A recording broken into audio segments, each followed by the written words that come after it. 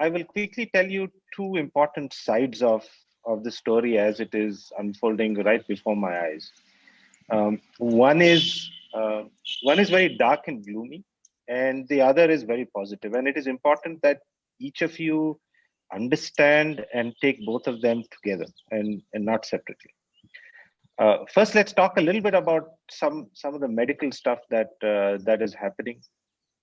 Um, News is filled with darkness and tragedy, and the reality is is the fact that on the ground it is far worse than what you are seeing and what people are reporting. And I don't say this lightly. The fact that so many people are in trouble, and there's very little that the healthcare system can do at this point is uh, is is to me um, a nightmare that I'm living, which will continue for some time, and I'm not going to forget it ever in my life. And all of you have read multiple accounts of what it is. Now, what is important to know, and each of you must know this, is the fact that as bad it is today, it is only a matter of a couple of weeks before this starts to taper. And there are no clear reasons why it should taper medically. Um, and it happened last year as well. We don't know what happened in the last wave. By itself, for instance, things got better.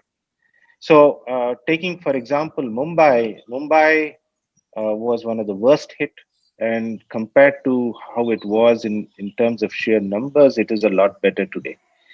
I am sure that Bangalore, which is today pretty much the epicenter in terms of numbers, and Delhi is also going to get better. And this happens with pretty much every infection, is that because of the way it spreads, and it spreads exponentially, there is a point at which there is a tapering, and we don't really know why it tapers. Certain infections we know for sure why it tapers. For instance, even the worst infections like Ebola are very contained because it just consumes everybody who it can find, and they cannot spread it. This infection is not like that.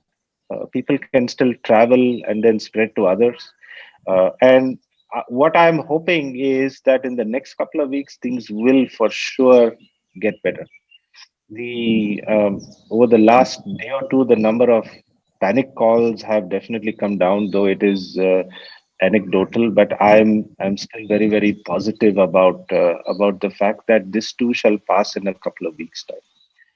That is the first and most important thing that you all should know. The second, and to me the most heartening aspect, is the fact that vaccination um, has a tremendous positive effect. Vaccination is of great benefit. So as we roll out vaccination to the rest of the country, I'm hoping there will definitely be a third wave.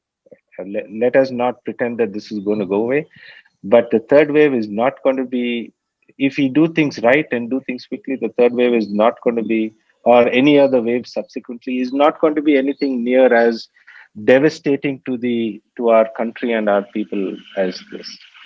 The third, and to me again a very important aspect, of course, the whole media talk so much about this, double mutant, all this mutant, and so on and so forth. But in reality, so each mutant variant, or variant of concern, that's what it is called, has a number. And ours, if I recollect right, is B1.623 or something, or 628 or 623.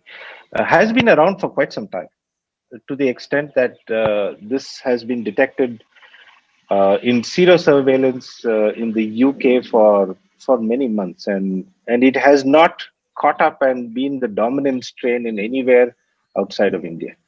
So, is this more transmittable? Is this more viral? The answer is no. Hmm. And fourth and important aspect is, the recent report yesterday that was published was the Oxford, or the Covishield vaccine, does work against this as well. So though we are looking at very, very dark times in the next couple of weeks. There is for sure light at the end of this tunnel, and and great deal of promise in the months to come.